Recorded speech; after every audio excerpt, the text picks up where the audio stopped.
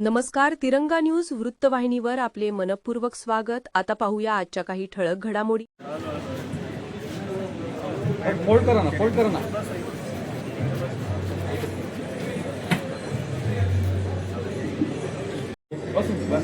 स्वस्ति नो इंद्रो वृद्धश्रवाः स्वस्तिर्न पूषा विश्ववेदः स्वस्तिर्न यजमानस्य गंधावंदनो अक्षरावंदनो सुमंगलनयंचास्तुः तैकपाय हरिकुंकुलावून आपल्या सौभाग्यम दे हरिगणम शूर्णदामहं कुंकुमार्चनं पूजनं करिष्ये प्रार्थने पूर्वकां महा पुण्यं त्वनाय पूजनं करिष्ये भूतप्रणवहं महा संकल्प पूर्वकां महा अतः यजमानस्य नामने उच्चारातोः उत्तर भुजनांच्या कर्षे गणपती देवतां प्रार्थना पूर्वकं नमस्करोमि संकल्प पूर्वकां मह शुभ पुण्यतिथोः.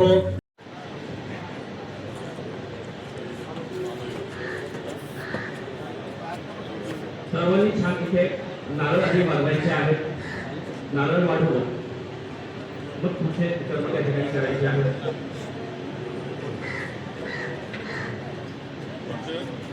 श्रीफलं गुरुता पुण्य पुण्यंतराय जनंकर्षे संगत परिवार हत्यवाय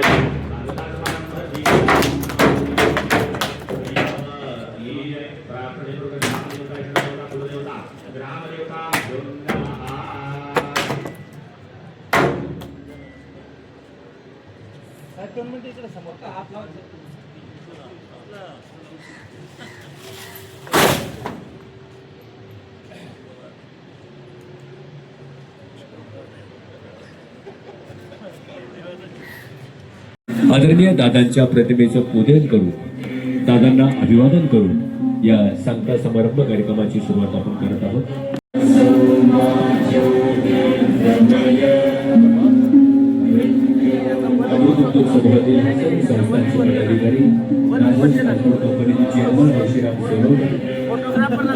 सर्व बंधू भगिनींचं कारखान्याच्या वतीनं मनपूर्वक स्वागत आहे. एक विनंती आहे की कार्यक्रमाची सुरुवात सुस्वागतम. सहकार महर्षी भाऊसाहेब थोरात सहकारी साखर कारखान्याचा सन 2025-26 59वा गळीत हंगामाचा सांगता समारंभ ज्यांच्या शुभास्ते या ठिकाणी संपन्न झाला ते आपल्या सर्वांचे लाडके नेते लोकनेते थोरात साहेब, त्याचबरोबर आदरणीय डॉक्टर सुदेजी तांबे साहेब. या गळीत हंगामामध्ये जे कॉन्ट्रॅक्टर आहेत, तोडणी मजूर, त्याचबरोबर हार्वेस्टरचे मालक चालक बंधू आणि भगिनींनो, हा जो हंगाम आपण आज सांगता समारंभ करतो आहोत हा अतिशय चांगला म्हणावा लागेल. त्याचं कारण असं आहे, आपल्या कार्यक्षेत्रामध्ये 3 लाख टन ऊस होता. असं असताना आपण 7,65,000 मेट्रिक टनापर्यंत पोहोचलोय. म्हणजे कार्यक्षेत्रात ऊसाची उपलब्धता कमी असताना एवढं मोठं गाळप करणं, यासाठी शेतकी खात्याला खरोखरच धन्यवाद दिले पाहिजे.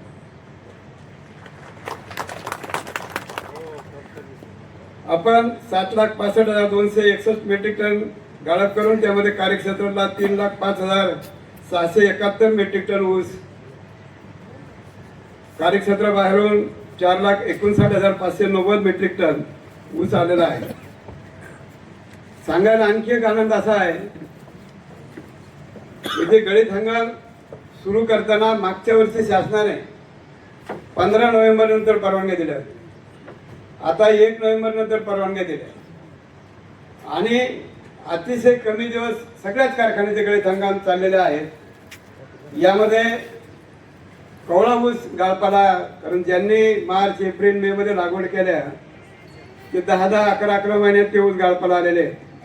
असे असताना सुद्धा नगर जिल्ह्यामध्ये आपण साखर उताराच्या बाबतीत टॉप पोस्ट आहे 11.40%. हा साखर उतारा नगर जिल्ह्यामध्ये टॉप पोस्ट आहे. कारण फार दिवस रेंगाळत गळीत हंगाम चालणं आणि कवळा ऊस आणून रिकव्हरीला फटका बसणं, आणि जोपर्यंत कार्यक्षेत्रात ऊस आहे तोपर्यंत बाहेरच्या ऊसावर नुसता कारखाना चालत नाही, दोन्हीची सांगड घालावी लागते. आणि ती आपल्याकडं चांगल्यापैकी सांगड घालून आपण हा गळीत हंगाम पूर्ण केलेला आहे.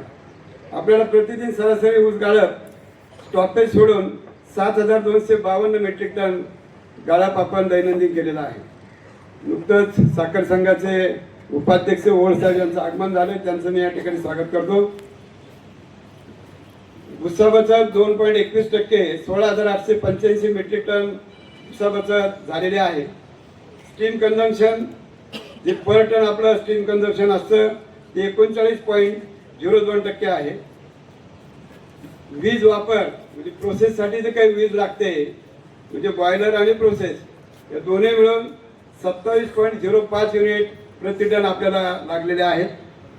वीज निर्यात आपण जी केली म्हणजे वीज तयार करून दररोज आपण 30 मेगावॅट वीज आपल्याकडे तयार होते, त्यातलं स्वतःसाठी विजेचा वापर सोडून जी काही वीज आपण निर्यात केली ती 4,51,99,600 युनिट.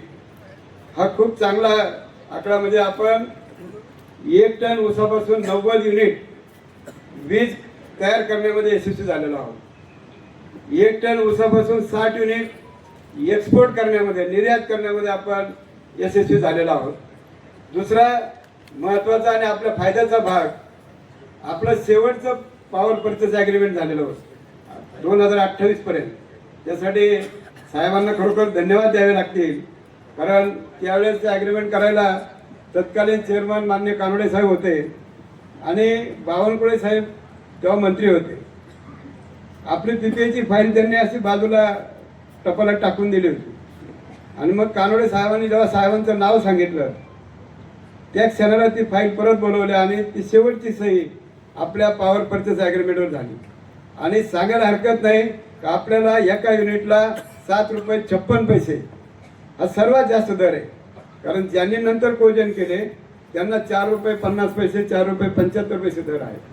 म्हणजे आपल्याला या सीझनला 35 कोटी रुपये नुसतं वीज विक्रीतून मिळालेले आहेत. आपण ही जी काही बघ्यास जाळतो आपण बॉयलरला, त्यातून निघणारी राख पहिली कोणी बळच घेत नव्हतं. ₹100 टन, ₹50 टन आम्ही आग्रह करायचो, परंतु त्या राखेला सुद्धा किंमत आलेली. मागच्या वर्षी चांगला भाव मिळाला, यावर्षी चांगला भाव मिळाला आणि 60,10,000 रुपये आतापर्यंत राखेतून सुद्धा विक्रीतून आपल्याला मिळालेले आहेत. अजूनही राख विक्री चालू आहे. या नवीन कारखान्याचा आपण हा 10 हंगाम आपण आतापर्यंत याच्यावर पूर्ण केलेत. हा 10 हंगामाचा जर आपण विचार केला तर त्याच्यामध्ये 99.83 लाख मेट्रिक टन ऊस गाळप आपण या नवीन प्लॅन्टवर केलेला आहे. वीज निर्मिती आपण 92.35 कोटी युनिट 10 वर्षामध्ये आपण ह्या प्लॅन्टवर केलंय. स्वतःसाठी वापर 31.90 कोटी युनिट केलेला आहे आणि वीज निर्यात 60.44 कोटी आपण वीज निर्यात 10 वर्षात केलेली.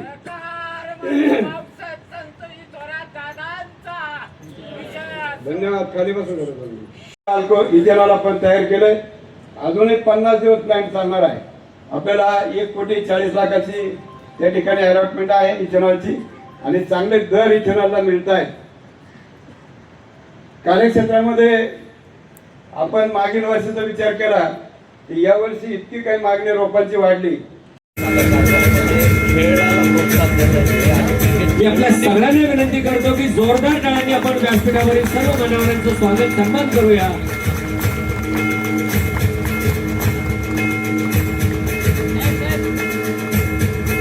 या कार्यक्रमासाठी उपस्थित असलेल्या सर्वांचा सन्मान सत्कार कारखान्याच्या कर्मचाऱ्यांच्या वतीने एका हारामध्ये आपण केलेले आहे. आलेल्या सर्व मान्यवरांचं स्वागत. 3647 आणि एकूण 6,883.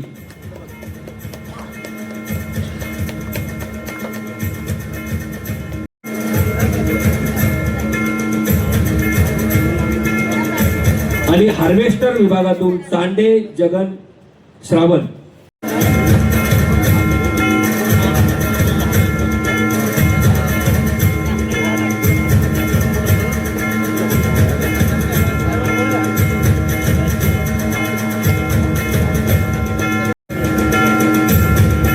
आयकॉनिक लीडर असा पुरस्कार जोशी साहेबांना मिळालेला आहे. एकदा जोरदार टाळ्यांनी जोशी साहेबांचं अभिनंदन आपण करूया.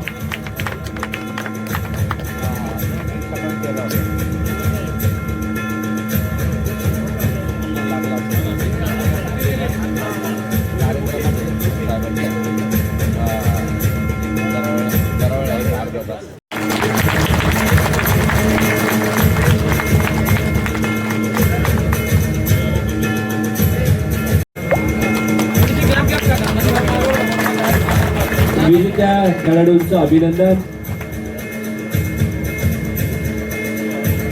यानंतर बॅडमिंटन मध्ये दुहेरी विजेत्यांचे हार्दिक अभिनंदन.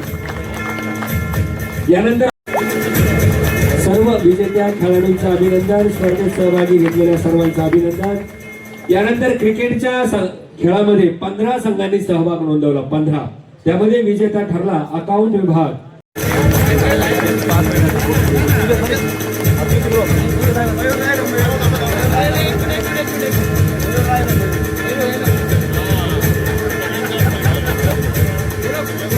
अकाउंट विभाग प्रथम विजेता संघ. धन्यवाद. यानंतर वैयक्तिक बक्षिसांमध्ये कबड्डी मधून सर्वोत्कृष्ट खेळाडू म्हणून त्यांना या ठिकाणी साहेबांच्या हस्ते. प्रत्येक गोष्ट जर आपण बारकाईने ऐकली तर किती म्हणजे खरं बारकाईने ऐकणं आणि त्यातलं महत्त्व समजून घेणं फार महत्त्वाचं आहे. उदाहरणार्थ विजेचा दर हे का शक्य झालं तर आदरणीय बाळासाहेब थोरात त्या ठिकाणी मंत्रिमंडळात होते. तिथे त्या ठिकाणी मंत्रिमंडळात नव्हते, परंतु तिथे जरी विरोधी पक्षाचं म्हणजे सरकार होतं तरी देखील त्यांच्या राजकीय वर्चस्वामुळेच किंवा त्यांच्या राजकीय प्रभावामुळेच खऱ्या अर्थाने एवढा मोठा दर मिळाला आपल्याला. तो अन्य कुणालाही मिळाला. 4.5 आणि मला वाटतं 6 ना 7 म्हणजे इतका मोठा फरक तो होऊ शकला. आपण कल्पना करून हा परमनंट उपयोग आहे ना याचा, कायमचं आहे ना. तर इथून पुढे जोपर्यंत आपली कोजन चालू आहे तोपर्यंत ते होणार आहे. किंवा जे काही वेगवेगळ्या पद्धतीचं नियोजन कारखान्यामध्ये केलं, त्या ठिकाणी वेगवेगळ्या प्रकारच्या बसती केल्या. खरोखर म्हणजे नेहमीच आपण सांगतो आणि मानतो की आदरणीय दादांनी जी एक व्यवस्थापनाची मूल्ये घालून दिलेली आहे. व्यवस्थापन पाहणं म्हणजे आता तुम्हाला सांगतो की एखादी मोठी कंपनी असली ना तर तिथे तो व्यवस्थापक आणि ती सगळी फार महत्त्वाची गोष्ट असते मित्रांनो. आता कॉर्पोरेट क्षेत्रात त्याला CEO म्हणतात. म्हणजे ते किती पद्धतीने परिणामकारक काम करू शकतात याच्यावर सगळ्या गोष्टी अवलंबून असतात. आणि मला असं वाटतं आणि आपल्या सर्वांचा अभिमान वाटला पाहिजे की संगमनेर आपला सहकार वर्षी व्यवसाय थोरात कारखाना असेल, दूध संघ असतील, आपल्या सगळ्या संस्था या खऱ्या अर्थाने ज्या पद्धतीने मोठे उद्योग समूह चालतात, ज्यांना कॉर्पोरेट वर्ल्ड असं म्हणलं जातं जगात, की ज्यांचे बजेट हे आपल्या महाराष्ट्राच्याही बजेटपेक्षा मोठे असतील, इतक्या मोठ्या कंपन्या ज्या आहेत त्यांचं ज्या व्यवस्थापन शास्त्रानुसार त्या बारकाईने ज्या अचूकतेने ज्या दूरदृष्टीने काम चालतं तसंच काम आपल्या सहकारामध्ये चालू आहे. हे खऱ्या अर्थाने खूप महत्त्वाचं आहे मित्रांनो, अभिनव आहे.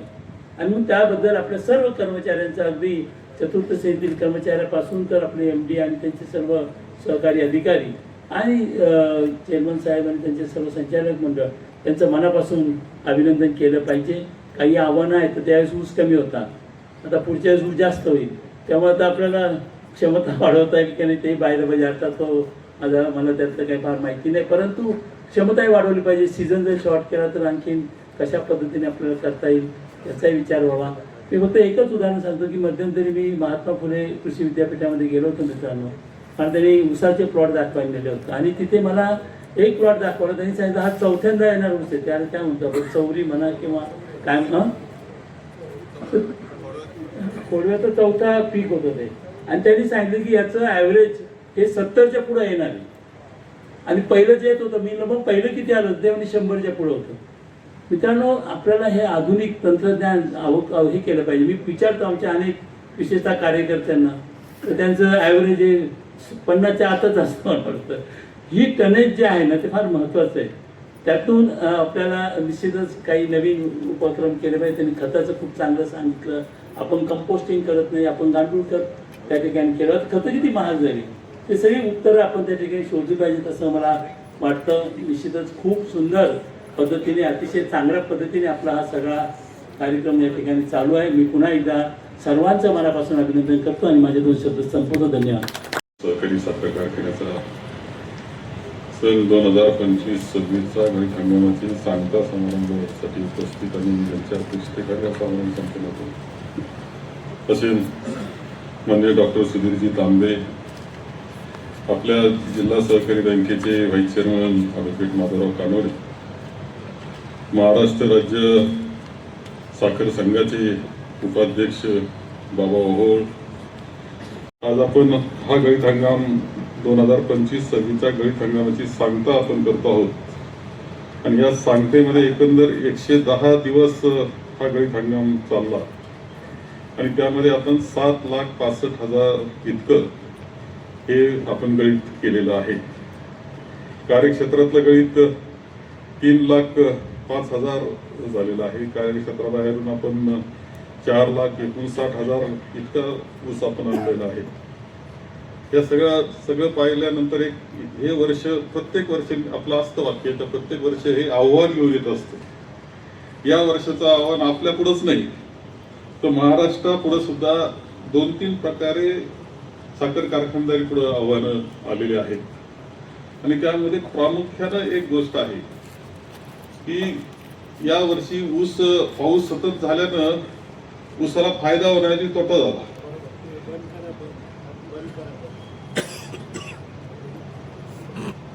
तुमचा पण दुसरं कुठं बंद केलं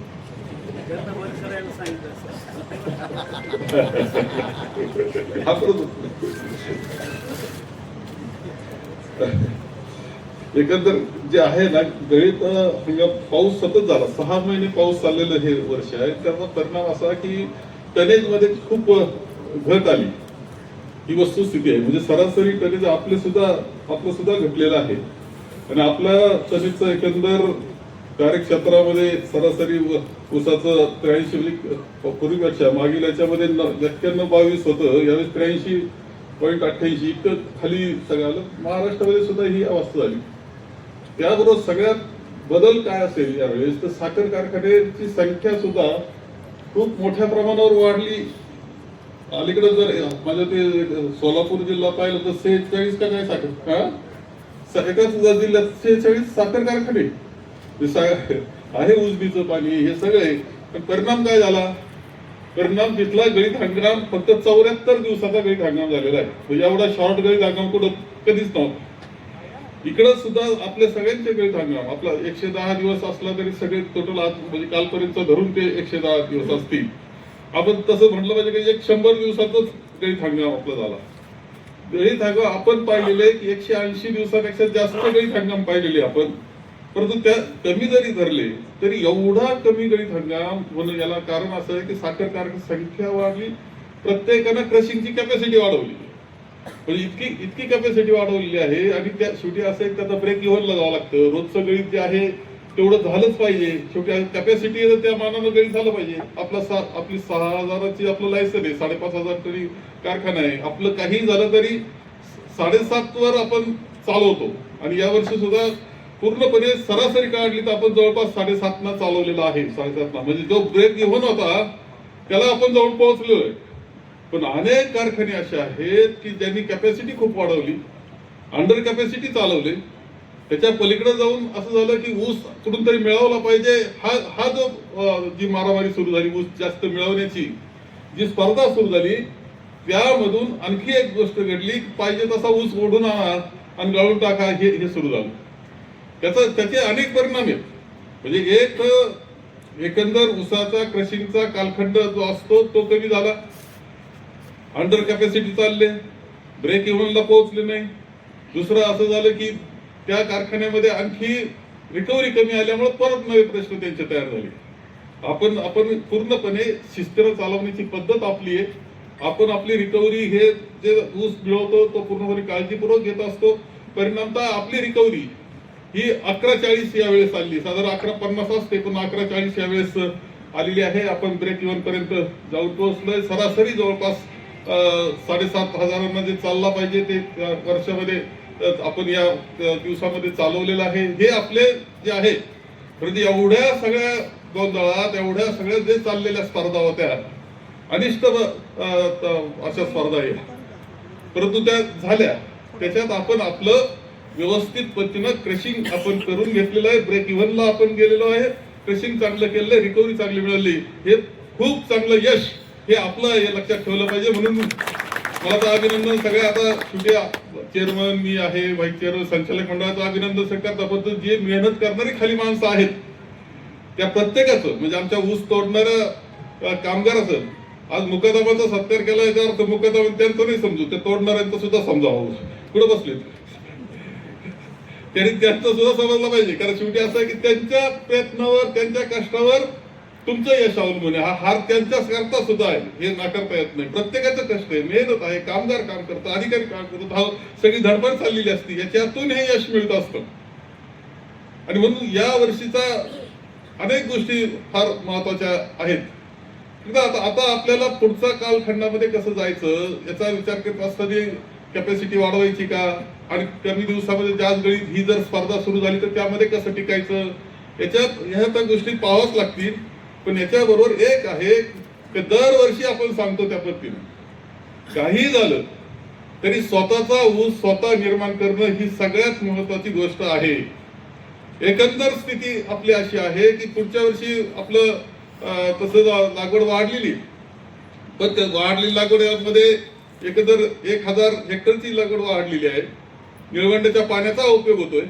अजून लोकांना निळवंड्याचं पाणी छोटी वितरण जे आहे ते जोपर्यंत व्यवस्थित होत नाही, आता म्हणजे आता पाणी आपण पाईपानं बाहेर काढून टाकतो पाणी, असं सगळं चाललेलं आहे. त्याच्यातून मग पाणी आलेलं आहे, काहींच्या विहिरीला आलं, काहींच्या नाही, असं झालेलं आहे. अपेक्षा आपली आहे की निळवंड्याचं पाणी हे जो कोणी कोरडा राहिला, ज्याच्या शेतीला पाणी नाही त्याच्या शेतीला या निळवंड्याचं पाणी पोहोचलं पाहिजे, ही आपल्या सगळ्यांची इच्छा आहे. कोणी कोरडं नाही राहिलं पाहिजे, ही आपली अपेक्षा आहे.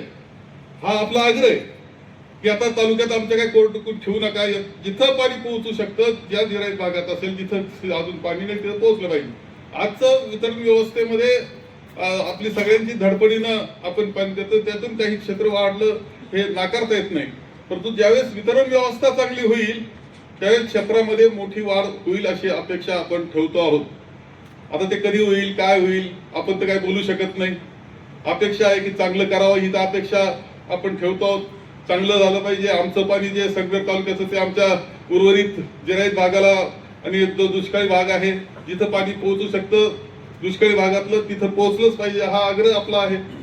परंतु याच्यामध्ये सुद्धा जे आता वाढलेलं क्षेत्र आहे ते वाढलेल्या क्षेत्रामध्ये आपल्याला टनेज कसं वाढवता येईल हा विषय महत्वाचा आहे. मी परत सांगतोय त्या आपल्या सगळ्यात महत्वाचं आहे की टनेज वाढलं पाहिजे. उलट यावर्षी टनेज कमी आपलं आलं, सरासरी कमी आली. आपल्याला यावर्षी पूर्णपणे काळजी घ्यायची आहे. आणि त्या म्हणूनच इथे जे महत्वाची गोष्ट सांगितली की रोपांचा पुरवठा तो सुद्धा दर्जेदार रोपांचा पुरवठा, म्हणजे फाउंडेशन सीड जसं म्हणतो तसं रोप सुद्धा हे फाउंडेशनचं रोप असलं पाहिजे. आणि ते जर पुरवलं तर त्याचं ऊसाच्या उत्पादकता जास्त असते. त्याच्या प्रॅक्टिसेस जे आहेत त्या हे केल्या पाहिजे. म्हणून ऊस विकास हे सुद्धा अत्यंत महत्वाचा विभाग, सगळ्यात महत्वाचा विभाग आता तुमचा कोणता असेल तेव्हा सगळेच विभाग महत्वाचे असतात. जसं गाडीमध्ये सगळेच पार्ट महत्वाचे, त्याचे सगळेच महत्वाचे असतात. परंतु सगळ्यात फ्युएल तर महत्वाचं असतं. तेल असेल तर गाडी चालेल, पेट्रोल शिवाय गाडी चालणार नाही, डिझेल शिवाय गाडी चालणार नाही.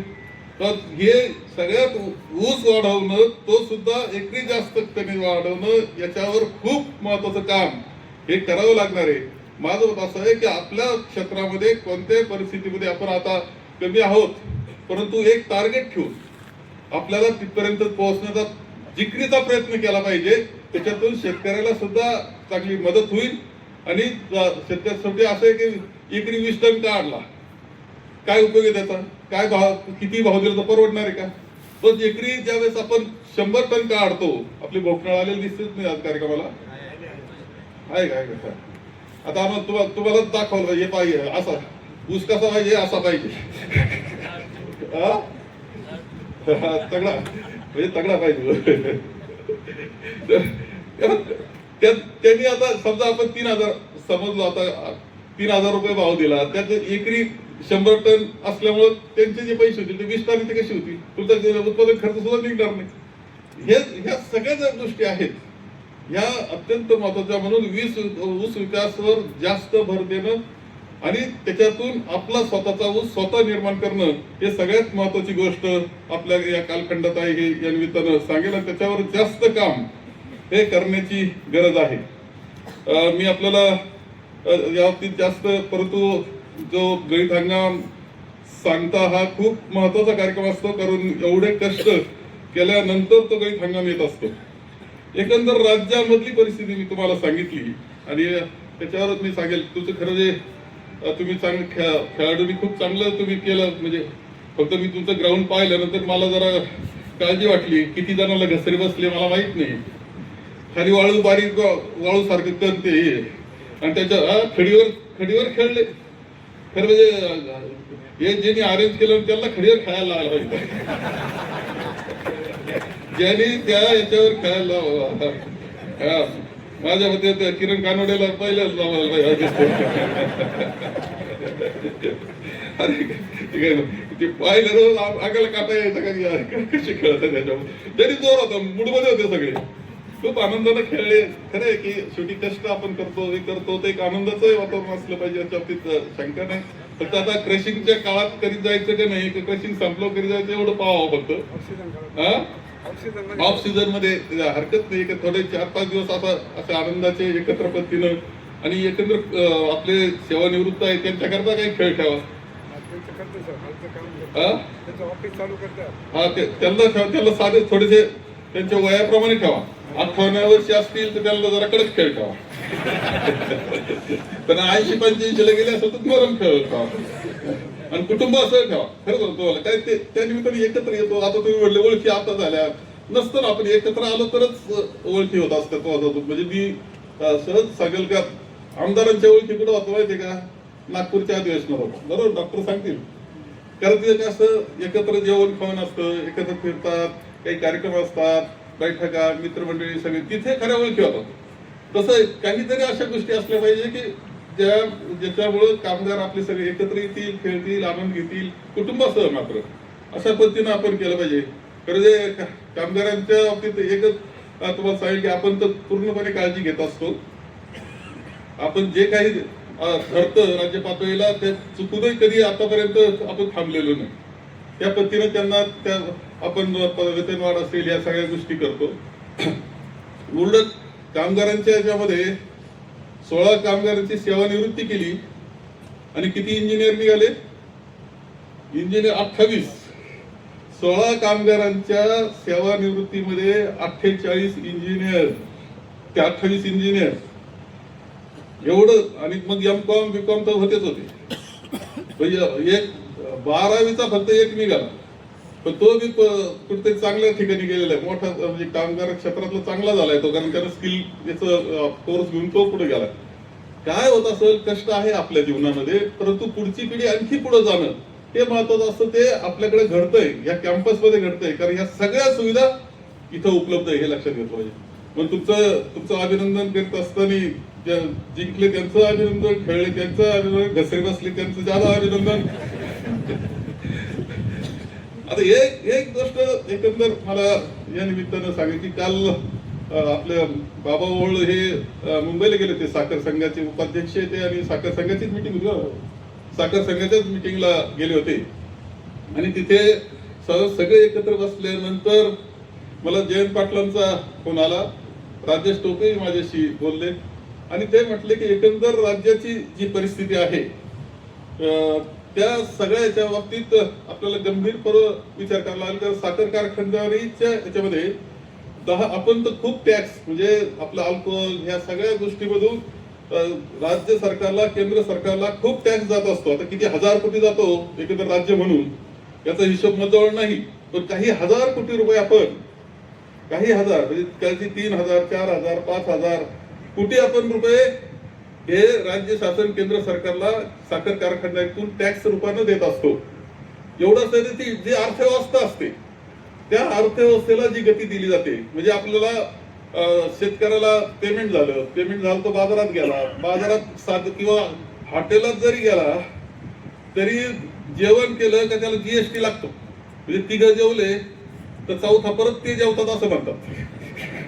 इतकं जीएसटी लागत असतो, 18% जीएसटी लागतो. हे सगळं जे आर्थिक चक्र असतं त्याच्यामधून सुद्धा राज्य शासन केंद्र सरकारला उत्पन्न होत असतं. म्हणजे आपल्या अर्थव्यवस्था जे असतं साखर कारखानदारी ही आपल्या अर्थव्यवस्थेत महाराष्ट्रामध्ये नाही आणि देशातही महाराष्ट्रामधल्या अर्थव्यवस्थेचा बदल करण्यामध्ये साखर कारखानदारीला खूप मोठा वाटा उचललेला आहे. हे मान्यच करावं लागतं. परंतु 10 वर्षामध्ये एखादी 2 वेळ अशी येते की ती अडचणीची असते, खूपच अडचणीची असते. आणि त्यावेळेस ज्या राज्य शासन केंद्र सरकारला आपण हजारो कोटी रुपयाचा कर रूपानं दिलेले असतात, हजारो कोटी रुपये, त्यांनी ज्यावेळेस साखर कारखानदारी अडचणीत असते त्यावेळेस त्यांच्या पाठीशी उभं राहण्याची जबाबदारी घेतली पाहिजे अशी अपेक्षा असते. आता एकंदर कारखानदारीची अवस्था आपण नगर जिल्हा जरी म्हटलं तर माधवराव सांगू शकतात की आपले असलेले साखर कारखाने आणि जिल्हा बँक, परत त्यांच्यामध्ये काही NCDC कर्ज उचलले, बाकी ठिकाणून इकडून तिकडून कर्ज घेत असतात. तर आजची अवस्था काय हे आता माधवरावला जास्त माहिती काय काय अवस्थेमध्ये या वर्षाचं झालेलं कमी गळीत, कमी असलेली रिकव्हरी, चाललेला कमी कालखंड कारखाना, ह्या सगळ्या पार्श्वभूमीवर जे कर्ज घेतलेले कारखाने चालवण्याकरता ते परत फेडण्याची क्षमता त्यांची आहे काय, आणि म्हणून आपल्या ह्या सगळ्यामध्ये सरकारनं आता भाग घेतला पाहिजे ही अपेक्षा आहे. यामध्ये आपली पहिली अपेक्षा म्हणजे जी आहे, म्हणजे राज्य पातळीला सुद्धा जी अपेक्षा आहे त्यामध्ये मी काल जयंतरावांना म्हटलं, जयंतराव म्हटलं आपल्याला जरा लक्ष घालावं लागेल, म्हणजे मला त्यांनी त्यामुळे बोलवलं मुंबईला, या म्हणून बसावं लागेल, आपल्याला काहीतरी मार्ग काढावा लागतील, कारण सगळ्याच कारखानदारीमध्ये लक्ष सहसा असं आहे का शरदचंद्रजी पवार साहेब हे कारखानदारीच्या प्रश्नामध्ये लक्ष घालणारं सगळ्यात महत्वाचं माणूस. तब्येत त्यांची थोडी तरी नाही, आता परत ऍडमिट झाले. त्यानंतर होते अजितदादा की जे साखर कारखानदारीच्या प्रश्नामध्ये लक्ष घालत होते, दुर्दैवानं ते आपल्यातून गेले. आणि त्या सगळ्या पार्श्वभूमीवर जयंत पाटील आणि राजेश टोपे हे बसले होते. मला त्यांनी लवकरात लवकर या म्हणून सांगितलं, कारण बसलं पाहिजे असं हे, आणि राज्य शासन केंद्र सरकारकडे मागणी केली पाहिजे ही त्यांची इच्छा आहे. त्यामध्ये एक पहिलं गोष्ट आहे की आपलं MSP आहे 3100 रुपये ना, MSP 3100 रुपये कधी केलेली आहे, किती वर्ष झाली त्याला? 7-8 वर्षापूर्वी केलेली MSP आहे. आता सगळं जर बदललंय, सगळे दर पुढे गेले, रुपयाचं अवमूल्यन तुमचं झालं, सोनं तर कुठच्या कुठे गेलंय. सोनं किती झालंय, किती झालं तात्या? 1.5 लाख.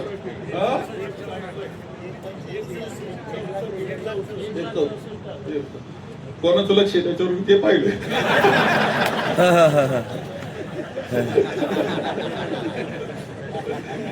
तात्या तो लक्ष कमी झालंय, तर डोळ्याला काहीतरी झालंय, आगे मूळ चावलं.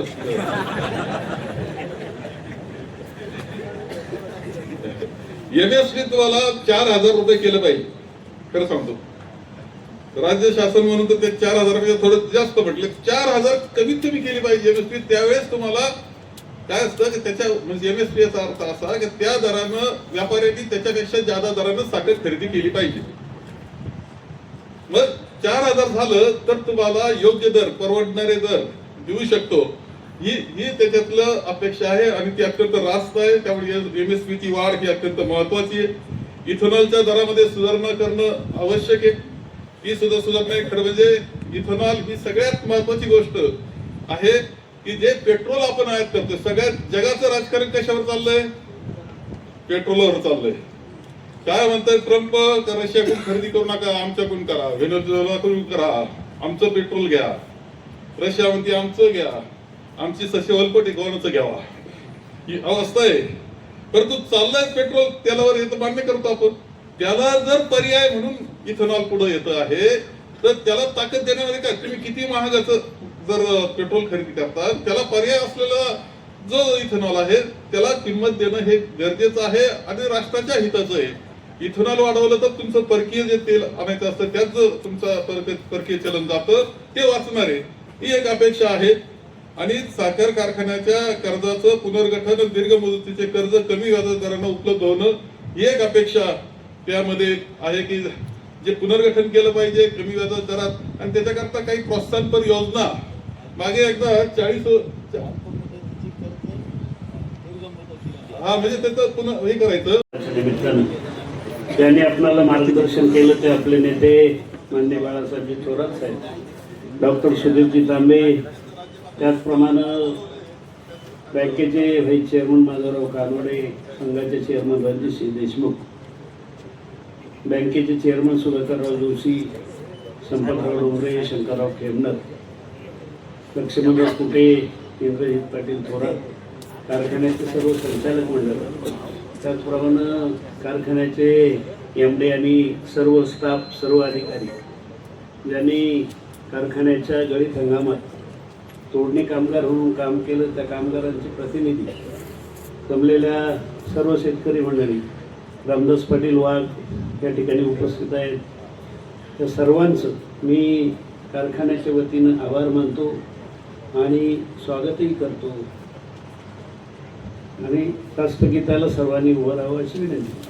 अशाच नवनवीन घडामोडी पाहण्यासाठी आजच आपल्या तिरंगा न्यूज यूट्यूब चॅनलला लाईक करा, सबस्क्राईब करा, तसेच अनेकांना ग्रुपमध्ये फॉरवर्ड करा. संपर्क राजेश जेधे 98 50 42 51 15.